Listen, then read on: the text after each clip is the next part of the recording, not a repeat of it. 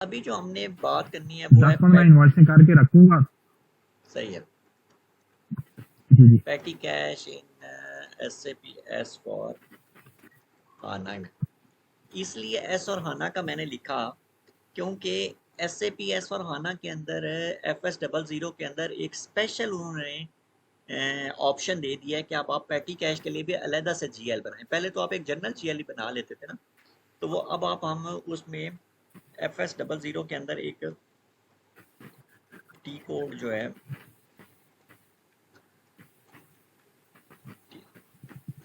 a new GL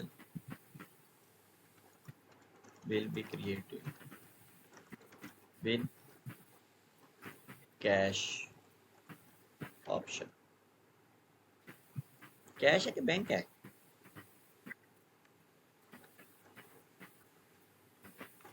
cash. Cash है।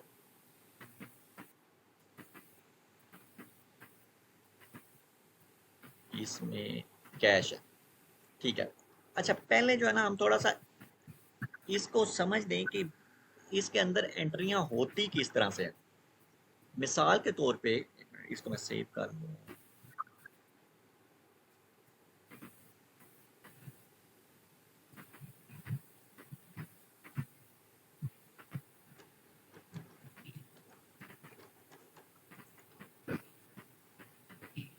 Petty cash का मकसद मकसद क्या है? पैटी कैश का मतलब होता है कि आप बैंक से एक दफ़ा पैसे निकाल के अपने एक्सचेकर में रख लेते हैं। मतलब फ़र्ज़ करें आपको पता है कि जी अब मैंने रोज़ जो है हमारी मीटिंग्स हो रही हैं, या मैंने रोज़ जो है वो स्टेशनरी की कुछ चीज़ें खरीदनी है, या कुछ छोटी मोटी चीज़ें खरीदनी है, जैसे कोई साबुन खरीदना है ऑफिस के लिए, या कोई ब्रश वगैरह खरीदने हैं। रोज़ कोई ना कोई चीज़ें टूट जाती हैं, वो लेके आनी होती है। तो आप इसके लिए अब ये तो नहीं होगा कि आप टेंडर करेंगे, रिक्वेजिशंस इशू करेंगे और फिर उनसे परचेज ऑर्डर लेंगे, ऐसा नहीं होता। आप ऐसे करते हैं कि आप छोटे से कामों के लिए 50-60 हज़ार 50 लाख रुपया अपने एक्सचेकर में रख लेते हैं, और उससे फिर आप पैसे जो है ना वो खर्च करते रहते हैं, करते रहते हैं, करते रहते हैं। जब सारे पैसे खर्च हो जाते हैं तो फिर उसके अगेंस्ट बैंक से फिर आप दोबारा वो जमा करवा के, तो उसको हम कहते हैं रीइंबर्समेंट या रिकूपमेंट ऑफ एक्सपेंडिचर, जो है ना वो आप दोबारा उनसे पैसे ले लेते हैं। इसका मतलब हुआ कि अगर हम इनकी कोई ट्रांजैक्शंस को देखें तो सबसे पहले आपने क्या करना है? सबसे पहले आपने बैंक से पैसे निकलवाने हैं, जो आपका पेटी कैश का ओपनिंग बैलेंस बनेगा। Bank cash is withdraw from bank for पेटी कैश। अगर हम यहाँ पे दो GL, एक ये हो गया और एक क्रेडिट हो गया। अब आपका जब आप बैंक से पैसे ड्रॉ करेंगे, आपके पे जो पेटी कैश है उसमें क्या हो जाएगा? फर्ज कर लें कि हम 50,000 निकलवा लेते हैं, वो 50,000 उसमें डेबिट हो गया, और जो आपका बैंक अकाउंट है वो आपका क्या हो गया? 50,000 से क्रेडिट हो गया। क्यों? क्योंकि उसमें उतने पैसे कम हो गए। ये एक सिनेरियो है। दूसरा सिनेरियो ये है कि अब आपने इसके साथ कोई एक्सपेंडिचर खर्च करना शुरू कर दिया, एक्सपेंस आपका कोई हो गया। एक्सपेंस में क्या हो सकता है? मिसलिनियस एक्सपेंस में फर्ज कर लें आज आपकी मीटिंग्स है, मीटिंग्स के लिए आपने कोई चाय के लिए चीज़ें खरीदनी है, कोई बिस्किट वगैरह खरीदनी है, कोई इंटरटेनमेंट की चीज़ें खरीदनी है। तो ये सारी, या फिर फर्ज करें रोज़ाना आपके पास इंडेंट आ जाता है कि जी हमारे जो है ना वो एक पेपर रिम ख़त्म हो गया, हमारे जो ऑफिस के अंदर जो है ना वो इतनी पेंसिलें या बॉल पॉइंट चाहिए। अब ये 200 400 500 हज़ार 1200 के एक्सपेंडिचर जो हैं, इनके लिए अब आप क्या करेंगे? ये तो नहीं होगा कि अब आप मार्केट में जाके तो दोबारा नए सिरे से परचेज ऑर्डर इशू करें। तो उस सूरत में जो आपका मिसलिनियस एक्सपेंडिचर है, कोई GL होगा मिसलिनियस एक्सपेंस का, उस वो डेबिट हो जाएगा। फर्ज करें 2,000 से डेबिट हो गया। क्रेडिट किसको करेंगे अब आप? पैसे तो आपने खर्चने हैं 2,000 रुपया, क्या? किसको पैटी खर्च कैश। करेंगे? किसको क्रेडिट करेंगे आप? पेटी कैश। पैटी कैश को, बैंक को नहीं करेंगे। क्यों? क्योंकि बैंक से पैसे निकलवा के अब आपने पैटी कैश के अंदर रखे हुए हैं। ठीक है, तो पैटी कैश को आपने क्रेडिट कर देना। फिर इसी तरह अगर फर्ज कर लें कि ये तो हो गया ना, व्हेन ये हो जाएगा व्हेन एक्सपेंस आर इनकर्ड। ये भी हो सकता है कि आपको छोटी मोटी कोई रेवेन्यू भी मिल जाए, कहीं से पैसे आ भी सकते हैं छोटे मोटे, कहीं से कोई रसीद आनी थी, कोई मिसलिनियस रसीट्स भी आ सकती हैं। तो उस सूरत में क्या करेंगे आप? व्हेन मिसलिनियस रसीट्स ऑफ कैश, फिर क्या करेंगे अब आपका जो पेटी कैश है उसमें पैसे ज्यादा हो रहे हैं, पेटी कैश तो अब आप पेटी कैश को क्या करेंगे? डेबिट कर लेंगे। पर डेबिट करेंगे 500 रुपये आपको कहीं और से मिल गया, क्रेडिट किसको करेंगे अब आप? मिसलिनियस रसीट के एक्सपेंडिचर। मिसलेनियस रिसीट वो मिसलिनियस रसीट भी हो सकता है, मिसलिनियस सेल भी हो सकता है, मिसलिनियस इनकम कुछ भी हो सकता है। वो आप जरूरी नहीं मिसलिनियस हो, कोई बड़ा भी ऐड हो सकता है। और फिर आखिर में जाके अब आपने क्या करना है? कुछ पैसे अगर फर्ज करो बच गया आपके आखिर में, महीने के आखिर में, तो आप चाहते हैं कि वो मैं पैसे जो है ना वो बैंक में जमा करवा दूं। ठीक है, व्हेन रिमेनिंग, अच्छा नहीं बल्कि जब व्हेन वेंडर, अगर आपने डायरेक्ट किसी वेंडर को पेमेंट करनी हो, अभी तो ये है ना कि आपने पेटी कैश के अंदर से पेमेंट कर दी। अगर फर्ज करें कि छोटी मोटी कोई पेमेंट वेंडर को पेमेंट करनी हो, तो फिर आप क्या करेंगे? When payment is made to vendor from petty cash, फिर क्या करेंगे? अब आप पेटी कैश से पैसे कम हो रहे हैं, तो आप क्या करेंगे? पेटी कैश आपका क्रेडिट हो जाएगा। वेंडर डेबिट पेटी कैश क्रेडिट फर्ज करें 1000 रुपये आपने उसको पे कर दिया, और वेंडर जो है आपका वो आपका 1000 से डेबिट हो जाएगा। सेम इसी तरह कस्टमर का भी हो सकता है। एंड में आके जब आपको के पास कुछ पैसे बच गए, अब आप कहते हैं ये मैं बैंक में जमा करवा दूं वापस। फर्ज करें आपने ये पहले 50,000 निकलवाया, 2000 का ये एक्सपेंडिचर हो गया, 1000 का ये हो गया 3000, और 500 आपके पास वापस आ गया। 3000 में से 2500 आपका टोटल बच गया ना, नेट जो है। तो 50,000 में से अब आपने 47,500 अब आपने जमा करवाना है वापस बैंक में। When amount is deposited into bank from petty cash. अब आप ये जो पहली वाली एंट्री है, इस एंट्री के रिवर्स में करेंगे। अब आप क्या करेंगे? बैंक अकाउंट आपका डेबिट हो जाएगा फर्ज कर लें 47,500 से, और पेटी कैश जो है आपका वो क्या होगा?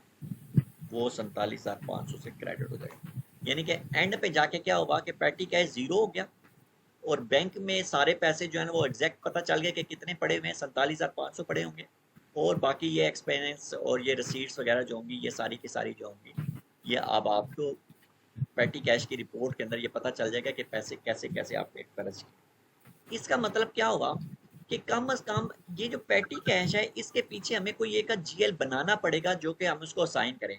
अब क्या हुआ है कि एस फॉर हाना के अंदर इन्होंने हमें एक स्पेसिफिक ट्रांजैक्शन दे दी कैश वाली कि आप इसके थ्रू जो है ना वो पेटी कैश का जीएल बनाएं। बाकी ये जो बैंक अकाउंट है ये तो हमने पहले ही वो कैश की ऑप्शन के अंदर इसको बना लिया।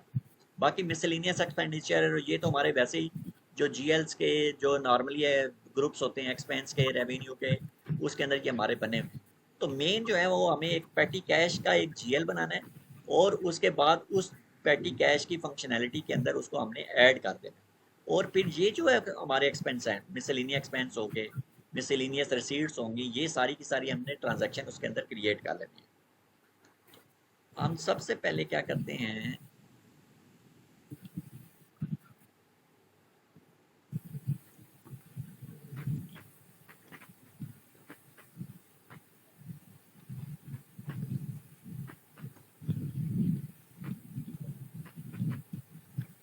FS00 के अंदर जाके हम एक GL जो है वो क्रिएट करें पैटी कैश के, जिस तरह हमारा जो है, इसको भी आप बेशक चाहें तो एसेट के अंदर भी क्रिएट कर सकते हैं, क्योंकि अल्टीमेटली इसने भी ज़ीरो ही हो जाना है। या चाहें तो बेशक एक अलहदा से ग्रुप भी बना लें एक्सपेंस वो पैटी कैश का या कैश का, उसके अंदर ये तीनों GL भी बना सकते हैं आप।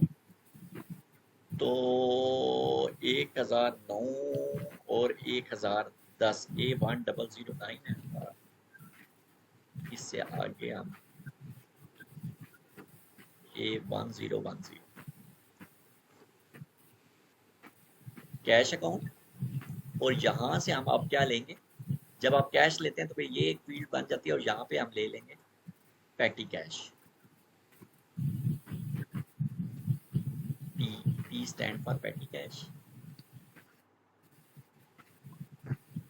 और डिस्क्रिप्शन हम चेंज कर देते हैं इसकी।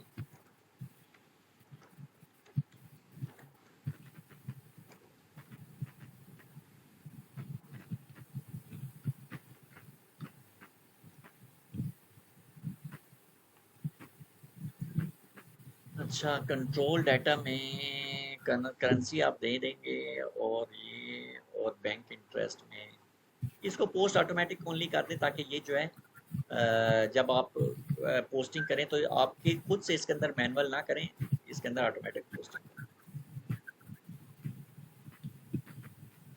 अब आपने ये बना लिया, अब आप इसकी कॉन्फ़िगरेशन में आ जाए।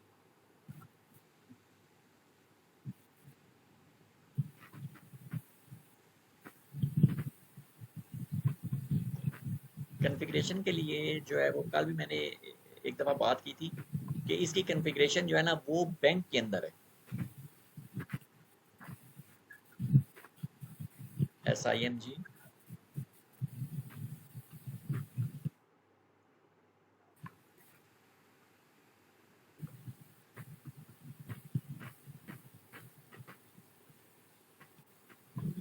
फाइनेंशियल अकाउंटिंग और बैंक अकाउंटिंग, और बिजनेस ट्रांजैक्शंस, और ये है कैश जर्नल। और क्रिएट GL अकाउंट, ये तो वही हो गया, वो FS00 में ही आपको ले जाएगा, ये कोई नई स्क्रीन नहीं है आपके लिए। ये अभी हमने इसके अंदर ये वाला काम कर लिया। डिफाइन अमाउंट लिमिट में आप लिमिट डिफाइन कर सकते हैं कि मेरा जो कैश जर्नल है या मेरी कंपनी कोड का जो इतने भी कैश जर्नल हो, उनकी मैक्सिमम लिमिट जो है ना वो क्या हो। मतलब यहाँ पे अगर मैं कंपनी कोड दूं और वैलिड फ्रॉम और दे देता है,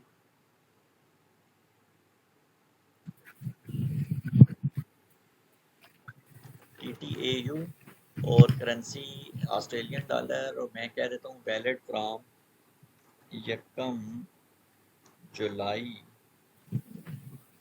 2023 से। मैक्सिमम अमाउंट जो है ना वो जो अमाउंट है, मैं कहता हूँ कि 2 लाख से ज़्यादा जो है ना हम पैटी कैश नहीं रखना चाहते। इससे ज़्यादा की अगर अमाउंट होगी तो उसके लिए बाकायदा टेंडर किया जाएगा, या बाकायदा जो SAP के जो बेस्ट प्रैक्टिस के जो प्रोसीजर्स हैं उनको फॉलो किया जाएगा।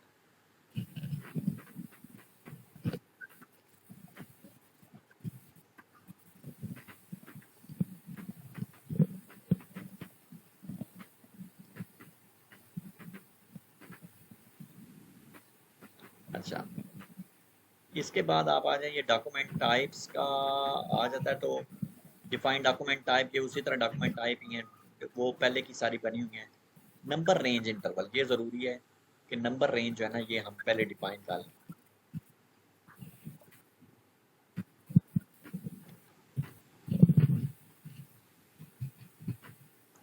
अच्छा, ये नंबर रेंज पहले की ही बनी हुई है, अगर आप चाहें तो, अगर नहीं बनी हुई तो आप बना लें, नहीं तो ये पहले की बन गई। वो मेरे ख्याल से जब हम ये कंपनी कोड क्रिएट करते वक्त कॉपी का फंक्शन यूज़ करते हैं तो वो उस कंपनी से ही इनहेरिट होकर आ जाता है।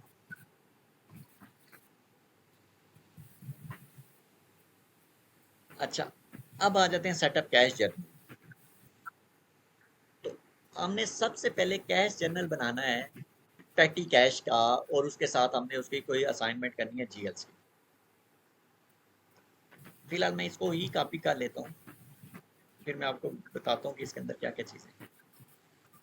कंपनी कोड आ गया जी TTAU, और कैश जर्नल का कोड आपने देना है, कोई यूनिक आईडी। इसका मतलब ये हुआ कि अगर फर्ज करें मैं यहाँ पे ये दे देता हूँ TTA1, ठीक है, और डज नॉट एग्जिस्ट। अच्छा एक मिनट, इसको मैं वो जो GL मैंने अभी क्रिएट किया है वो मैं इसको साइन कर दूँ। वो था ये वाला पेटी कैश, और करेंसी दे देते हैं AUD, ऑस्ट्रेलियन डॉलर। इसका मतलब ये हुआ कि मैं अपनी कंपनी कोड के लिए मल्टीपल कैश जर्नल यूज कर सकता हूँ और क्रिएट कर सकता हूँ। जैसे ये TTA1 है, अगर मैं चाहूँ तो TTA2 भी क्रिएट कर लूँ, TTA3 भी। फर्ज करें मेरे बहुत ज़्यादा डिपार्टमेंट हैं और वो सारों की मैं अलग-अलग पैटी कैश को मेंटेन करना चाहता हूँ, तो मैं सबके अलग-अलग कैश जर्नल मेंटेन करूँगा, उनके कोड लगा लूँगा। GL वही रहेगा, बेशक GL एक ही रहे, लेकिन मल्टीपल कैश जर्नल जो है ना वो आप असाइन कर सकते हैं। अगर आप कोई भी कैश चैनल क्लोज करना चाहेंगे तो ये चेक बॉक्स को टिक कर देंगे और क्लोज हो जाएगा। अब ये उसके अंदर मल्टीपल डॉक्यूमेंट टाइप्स जो हैं ये यहाँ पे असाइन की गई हैं। मसलन ये पहली जो है डॉक्यूमेंट टाइप GL अकाउंट की है, और डॉक्यूमेंट टाइप फॉर डिसबर्समेंट ये कैश या नॉर्मल ट्रांजैक्शन के लिए A, B और SA वगैरह जो डॉक्यूमेंट टाइप होती हैं। इसके बाद ये दो जो हैं ये K स्टैंड फॉर वेंडर, ये वेंडर पोस्टिंग की हैं। ये document type payment to vendor और document type payment from vendor. अच्छा, वेंडर से पैसे आ रहे हैं जिसको हम कहते हैं कि वो जो जिसको कहते हैं क्या नाम है, क्रेडिट, क्रेडिट एंट्रीज जो है वो उनकी करनी हो। सेम इसी तरह वेंडर्स की हैं। और ये कैश पेमेंट ग्रुप्स की एक फंक्शनैलिटी इन्होंने दी हुई है, ये उसकी नंबर रेंजेस हैं। कैश स्प्लिट, ठीक है, इसको यहाँ पे आप इसका नाम दे लें, फर्ज करें कि पेटी कैश फॉर TTAU कर लेते हैं।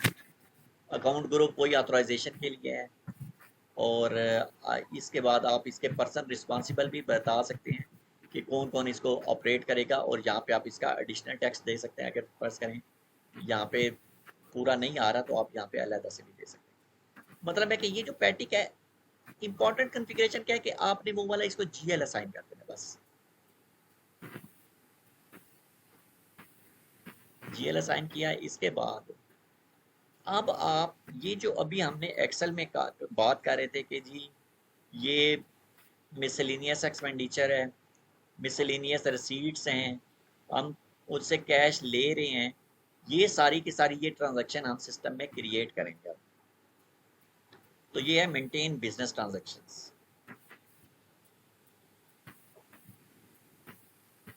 New entry, company code TTAU।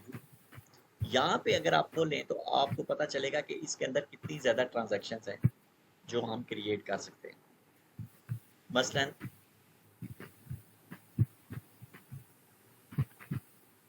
1 2 3 4 5 6 तरह की ट्रांजैक्शंस हैं जो आप क्रिएट कर सकते हैं।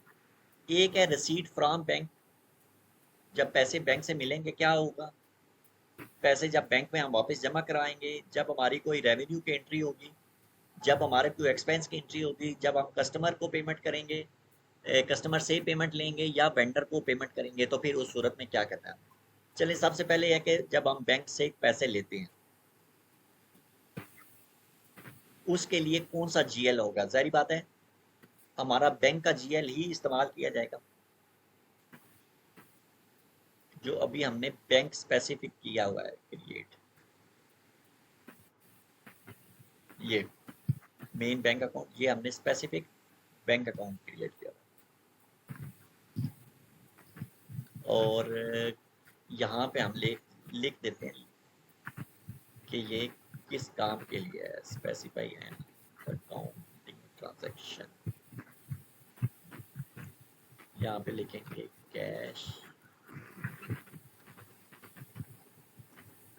From bank.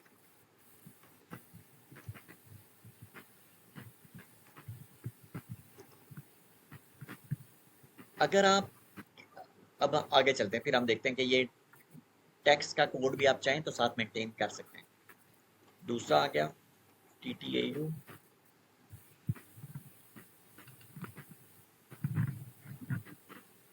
Payment to bank. इसके लिए भी हम बैंक का ही एक ही जीएल जो है ना वो यूज़ करेंगे। बाज़ औक़ात मैंने देखा है कि लोग जो हैं वो इन दोनों कामों के लिए अलग-अलग जीएल बना लेते हैं, हालांकि इसकी बिल्कुल कोई ज़रूरत नहीं। और इसके लिए आपको एक्सपेंस वो बैंक का कोई अलग से भी जीएल बनाने की ज़रूरत नहीं है। आपका ये जो मेन बैंक जीएल है, जिसको हमने बकायदा कैश फंक्शनैलिटी के अंदर क्रिएट किया हुआ है, अगर आप इसको देखें तो ये वही जीएल है जिसको हमने यहाँ से बकायदा कैश अकाउंट लेके और बैंक रिकॉन्सिलेशन अकाउंट यानी कि मेन बैंक अकाउंट के तौर पे हमने क्रिएट किया और इसी को ही हमने अपने हाउस बैंक के अंदर भी इसको यूज़ किया हुआ है। तो आपने इसी एक बैंक को ही यूज़ करना है। इसमें लिख देते हैं cash deposited in the bank. इसके बाद आते हैं हमारे एक्सपेंस की जो एंट्रीज है।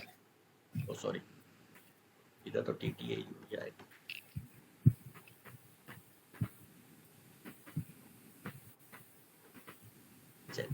अगर आपका रेवेन्यू आए, फिर अब आपने देखना है कि अब आपके पास कौन सा जीएल है रेवेन्यू के लिए।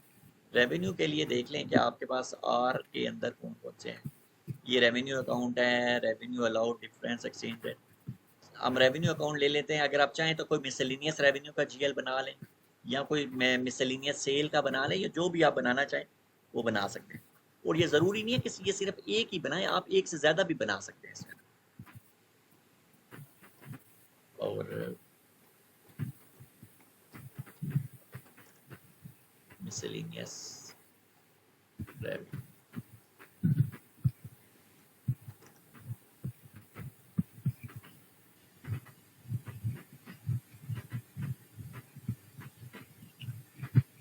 टैक्स कोड सेलेक्ट करें। अच्छा, इस जीएल के लिए आपने कहा हुआ है कि जी टैक्स कोड जो है ना वो मैंडेटरी है। तो output tax on purchase on sale. अच्छा, अब मैं यहाँ पे इसको एक ये भी टिक कर देता हूँ और एक ये टिक कर देता हूँ। इसका मैं फ़ायदा बताऊंगा कि ये अकाउंट मॉडिफिकेशन और टैक्स मॉडिफिकेशन में क्या फ़ायदा है। टीटीए और एक्सपेंस के लिए जो है वो इन्होंने रखा हुआ है ई।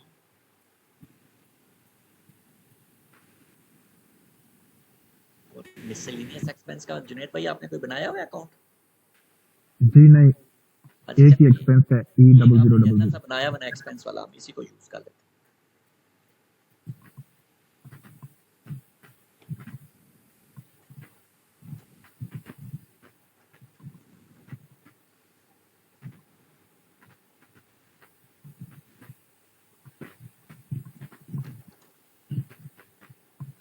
मिसलिनियस एक्सपेंस, इसमें भी मेरे ख्याल से टैक्स कोड आपने मैंडेटरी किया होगा। Tax on purchase 0%।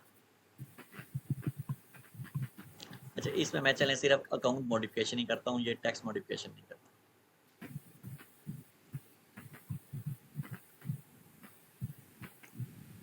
सॉरी, अब आप फर्ज करें कि साथ ही आपने कोई वेंडर्स को भी थोड़ी सी कोई पेमेंट करनी है या कस्टमर्स को भी करनी है। तो अगर वेंडर को करनी है तो यहाँ पे हम लिख देते हैं सप्लायर पेमेंट। यहाँ पे अब आपने जीएल नहीं असाइन करना। क्यों?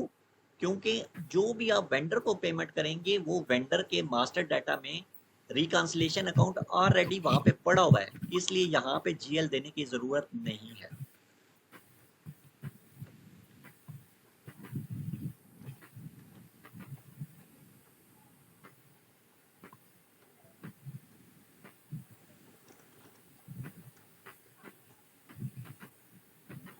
ये कम से कम आपकी ये जो है ना ये ट्रांजैक्शन जो है ना ये अब आपके सिस्टम में क्रिएट होगी। ये करने के बाद अगर कोई ट्रांजैक्शन को आप ब्लॉक करना चाहें तो ये बिजनेस ट्रांजैक्शन ब्लॉक आप उसको टिक कर सकते हैं। ये अकाउंट मॉडिफिकेशन और टैक्स मॉडिफिकेशन को हम देख लेते हैं कि ये सिस्टम में इनके क्या क्या फ़ायदे हैं या इनको हम कैसे यूज़ कर सकते हैं।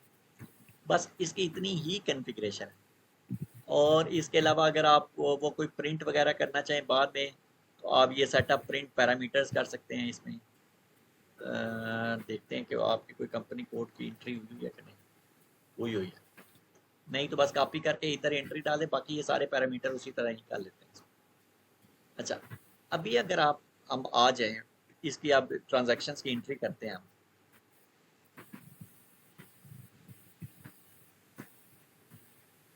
Accounting, financial accounting, general ledger, document entry, और ये देखें cash journal FBCJ, cash journal posting.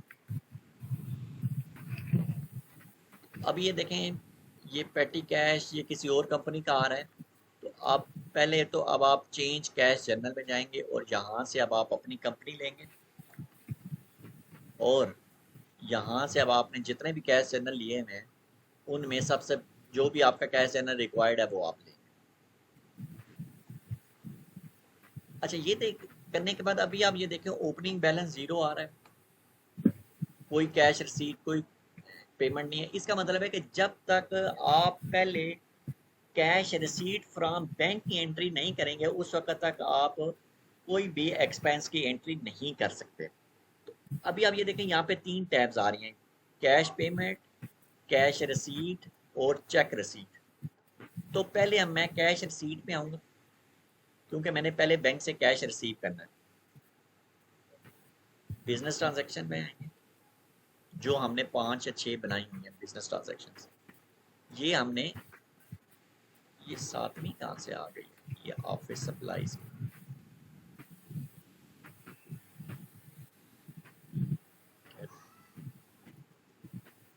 हमने तो 6 बनाई है।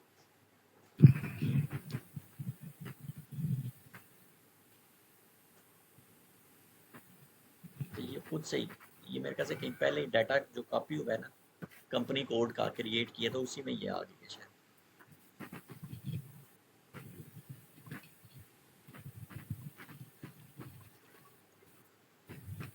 अच्छा जी, अभी हम दोबारा देखते हैं कि अभी कितनी आ रही है।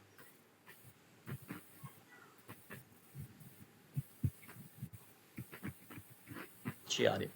अच्छा, पहले हमने करना है कि कैश फ्रॉम बैंक, ये वाली हम लेंगे, और इसमें हम बताएंगे कि हमने कैश बैंक से कितना लिया। फर्ज कर लें कि जी हम कहते हैं कि जी 50-40 हज़ार ले लिया। हाउस बैंक मैंडेटरी है, क्यों? क्योंकि हमने 1009 जो हमारा मेन बैंक अकाउंट है वो उसकी प्री रेक्विजिटी उसमें, मतलब है कि उसकी नई जो ब्यूटी उसकी ये है, या उसकी इसी तरह से ही SAP ने सेटिंग की है कि जो भी बैंक का GL क्रिएट किया जाएगा अंडर बैंक रिकॉन्सिलेशन और कैश के ग्रुप के अंडर, वो जहाँ कहीं पे भी इस्तेमाल होगा उसके लिए आपने GL अकाउंट लाजमी तौर पे यूज करना है।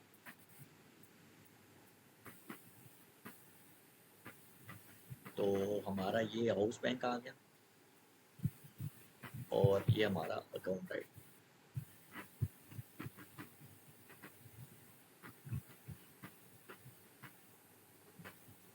You only enter amount, you may only enter amount up to 10,000। हमने कितनी उसमें लगा ली?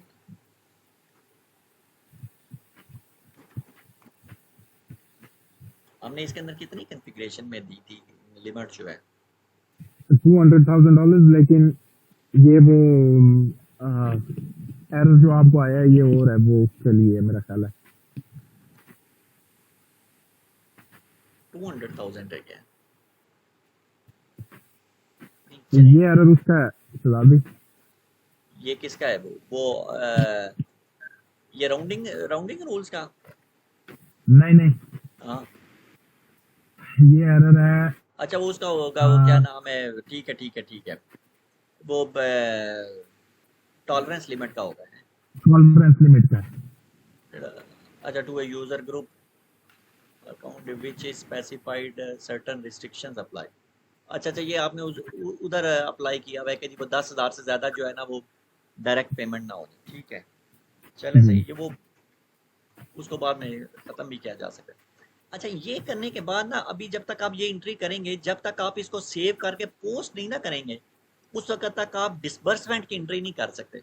मतलब फर्ज करें मैं कैश पेमेंट की करूँ, यहाँ पे मैं कहता हूँ कि जी कैश पेमेंट मैंने करनी है, कोई मिसलिनियस पेमेंट मेरा एक्सपेंडिचर आ गया, यहाँ से मैं ट्रांजैक्शन टाइप ले लेता हूँ ये मिसलिनियस एक्सपेंस की, इवन कि मैं $2 की भी करूँ, तो वो देखें क्या कह रहा है, payment amount is larger than cash on hand. हालांकि आप कह सकते हैं कि भाई मैंने तो कैश रिसीट में 10,000 किया हुआ है, लेकिन मसला ये है कि ये इधर यहाँ पे ऊपर देखें, इधर सारे जीरो जीरो आ रहे हैं, तो इसका मतलब है कि अभी आप ये वाला काम, एक्सपेंस वाला काम कोई भी नहीं कर सकते।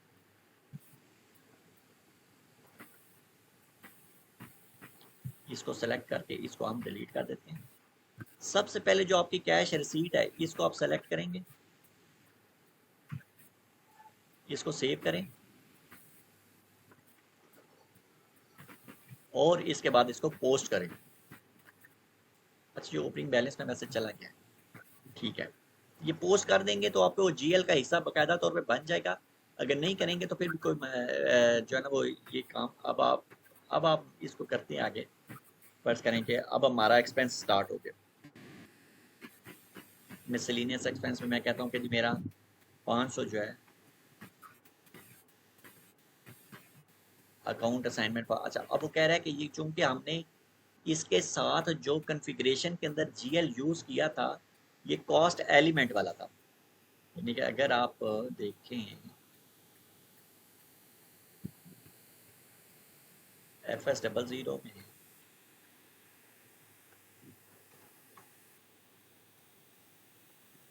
एक्सपेंस के अंदर, तो आपने यहाँ पे जब इस जीएल को क्रिएट किया तो आपने इसको प्राइमरी कॉस्ट और रेवेन्यू कर दिया। तो जब आप प्राइमरी कॉस्ट रेवेन्यू करते हैं तो इसका मतलब है कि आपने इसके साथ कोई ना कोई कॉस्ट अकाउंटिंग का या कंट्रोलिंग का कोई ना कोई ऑब्जेक्ट आपने देना है। तो हम इसके अंदर क्या करते हैं, कॉस्ट सेंटर दे देते हैं। यहाँ पे आप राइट साइड पे आ जाएं, आगे चलते जाएं, ये आ गया कॉस्ट सेंटर।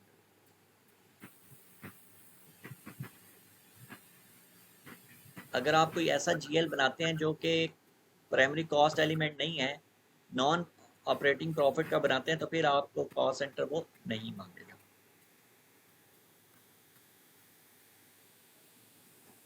अच्छा, अब आप देखें,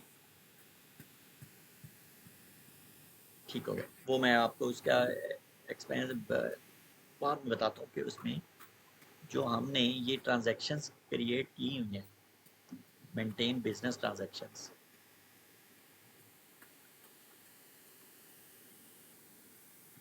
इसमें क्या जो है ये अकाउंट मॉडिफिकेशन और टैक्स मॉडिफिकेशन का क्या मकसद है। अब मैं एक, अच्छा, साथ ही आपने टैक्स के अंदर भी लिख लें कि ये किस पर्पस के लिए, क्योंकि मिसलिनियस एक्सपेंडिचर से तो नहीं पता चलेगा। तो बेहतर ये है कि आप टैक्स के अंदर लिख लें, प्रेजेंट कर लें कि जी आप कहते हैं कि जी मीटिंग इंटरटेनमेंट एक्सपेंस। एक और फर्ज करें मिसलिनियस एक्सपेंस का आपके पास आ गया 800 का, और इसमें भी आपको कॉस्ट सेंटर डालना पड़ेगा। चाहे तो कॉस्ट सेंटर ड्रैग करके इधर लें, ये। अब आप, ये हो गया, फर्ज करें साथ ही आपने कोई रिसीट भी करनी है, कहीं से मिसलिनियस रिसीट्स आ गई, तो मिसलिनियस रेवेन्यू वाली ले लें। अब आप फर्ज कर लेते हैं कि ये 200 की या 150 ऑस्ट्रेलियन डॉलर की ये आ गई। अकाउंट डिटर्मिनेशन टेबल T030 की। अच्छा, इसके लिए कौन सा जीएल रखा हुआ है आपने सेल्स का, जीरो इनपुट, आउटपुट के लिए कौन सा है, B0A0। A0 है। अच्छा,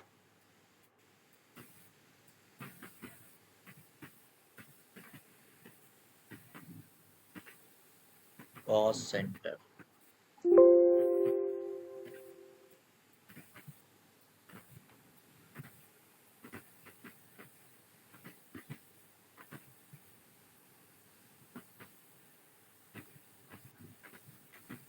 अच्छा, इसी तरह से अगर आपने किसी वेंडर को पेमेंट करनी है, ठीक है, तो फिर क्या करेंगे आप? ये कैश पेमेंट में आएंगे और वेंडर को पेमेंट कर देते हैं। ट्रांजैक्शन हम ले लेते हैं वेंडर पेमेंट या सप्लायर पेमेंट। ये फर्ज करें हम इसको जो है वो कर देते हैं 800। सॉरी, यहाँ पे हम सप्लायर का कोड लिखेंगे।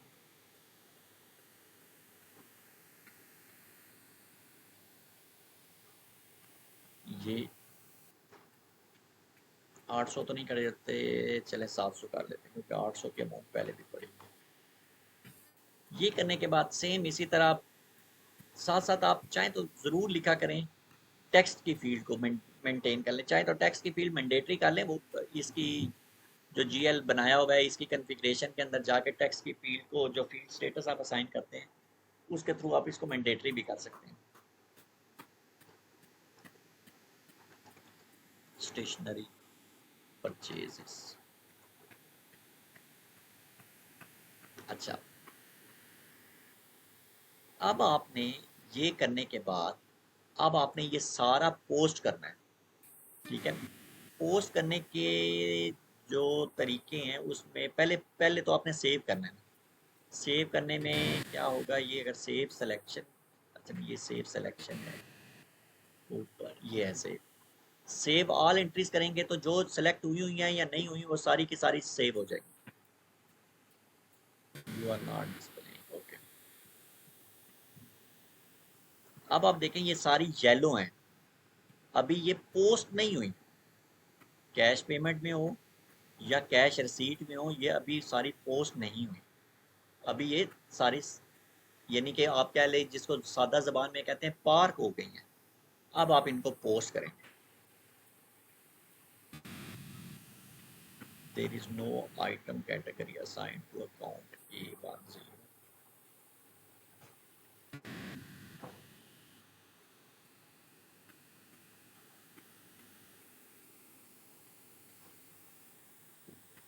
ये डॉक्यूमेंट स्प्लिटिंग, अच्छा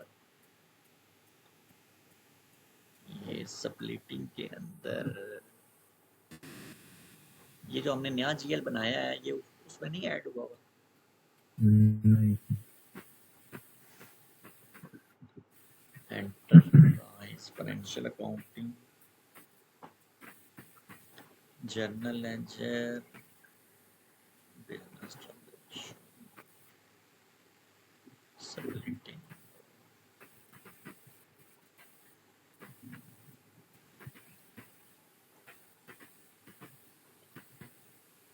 लाइट जला दो। 1 मिनट जरा होल्ड करेंगे, 1 मिनट के लिए।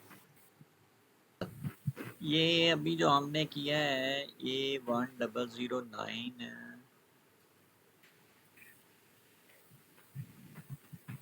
अभी हम किसी को इसको 12 तक ले जाए।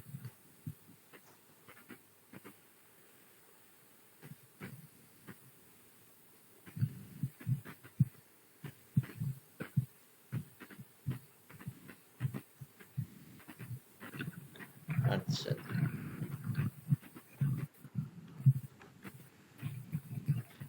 आप इसको पोस्ट करते हैं। There is no category item.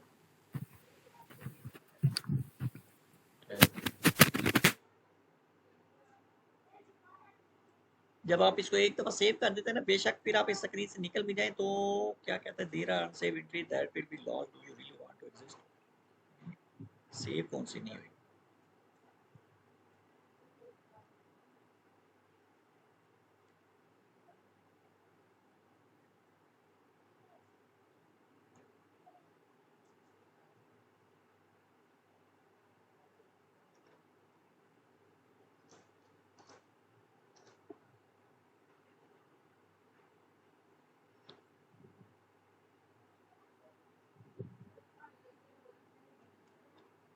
क्या है?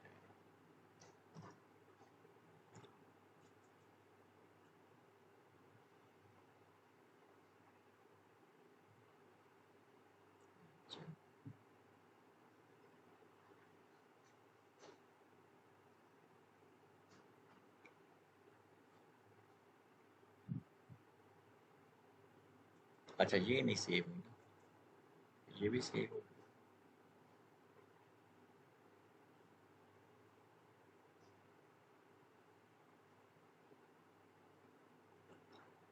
ठीक है, ये हो गया। दोबारा इसको चलाते हैं।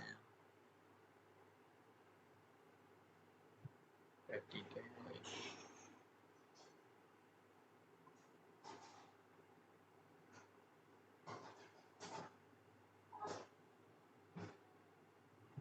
अच्छा वो इसने कहीं पोस्ट ही तो नहीं कर दिया। FPL3N चला के देख लेते हैं। FPL3N और A1010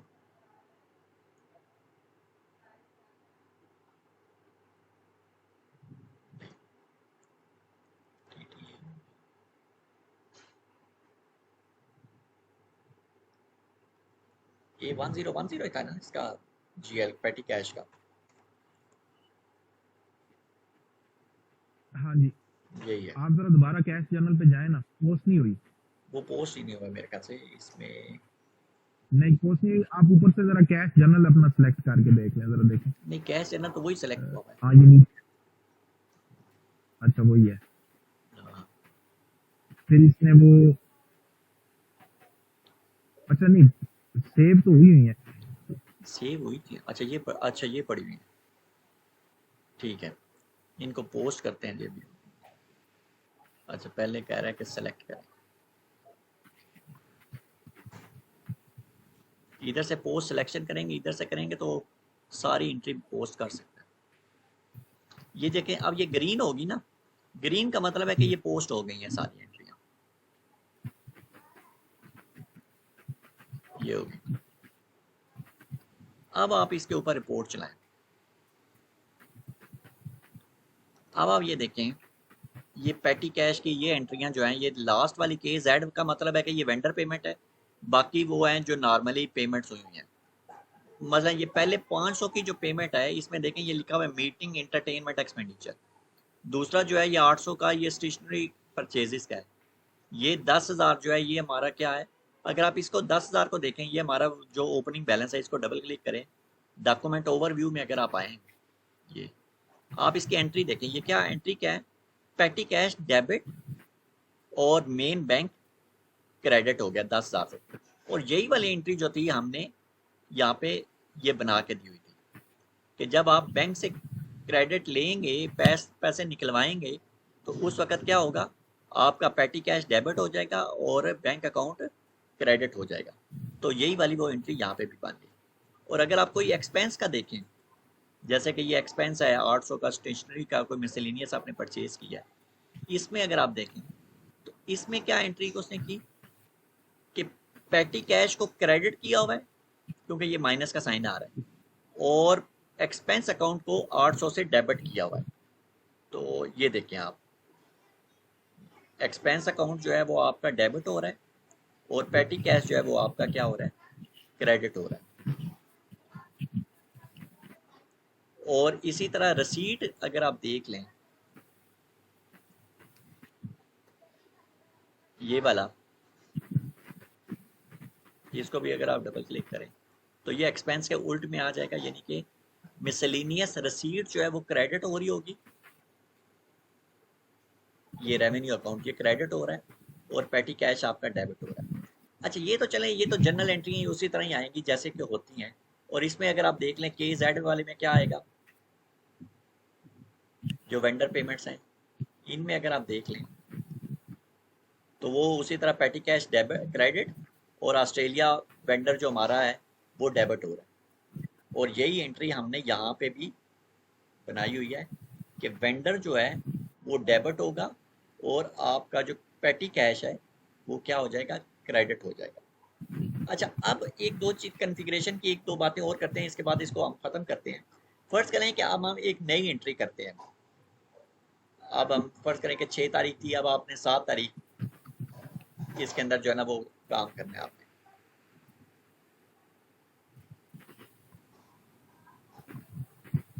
शायद भाई मेरी असर की नमाज भी निकल जाएगी तो बस 5 मेरा टाइम 2 मिनट 5-10 और, मिनट। उसके बाद फिर आप बस आपकी छुट्टी है। फिर मैंने भी नाश्ता करना है, फिर कर लेते हैं। शुरू। हाँ, मेरी नमाज का टाइम थोड़ा कम रह गया, मैं वरना तो मैं कितना मुझे रह आप गया? बिठाई रखने रात तक, मुझे कोई इशू नहीं। मैं अभी है आधा 1 घंटा है, अच्छा, बस आधे 10 घंटे बाद मिनट और। मगरिब हो जाएगी, अच्छा, आधे फर्ज कर लें कि 40 ये मिनट बाद।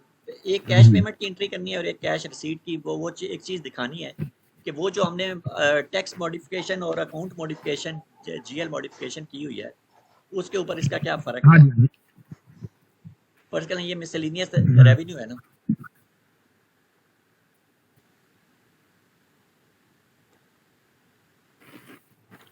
ये हमने कर लिया, फर्ज करें कि जी 500, ये हमने कर दिया A0, और इसका हमने रेलिवेंट फॉर कॉस्ट, इसको छोड़ते हैं, बाद में देखेंगे इसको, वो कोई मसला नहीं है इसका। और एक्सपेंस में हम डाल देते हैं 600।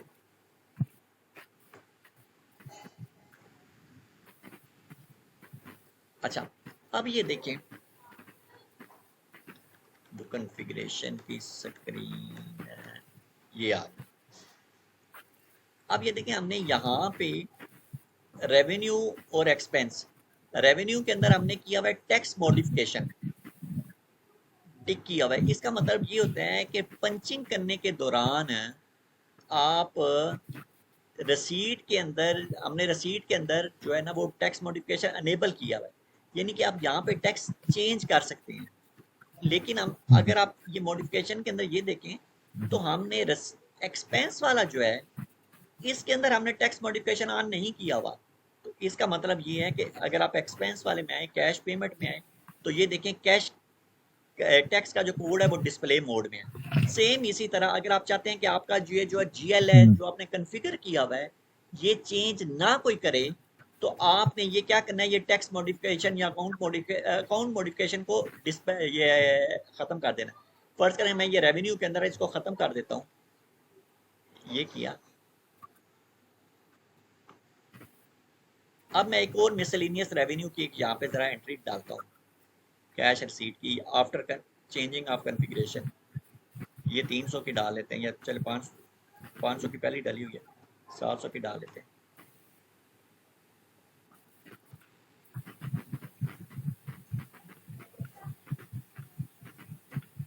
अब देखें उसने जीएल को क्या कर दिया, नॉन मॉडिफाइएबल कर दिया, यानी कि अब आप जीएल मॉडिफाई नहीं कर सकते।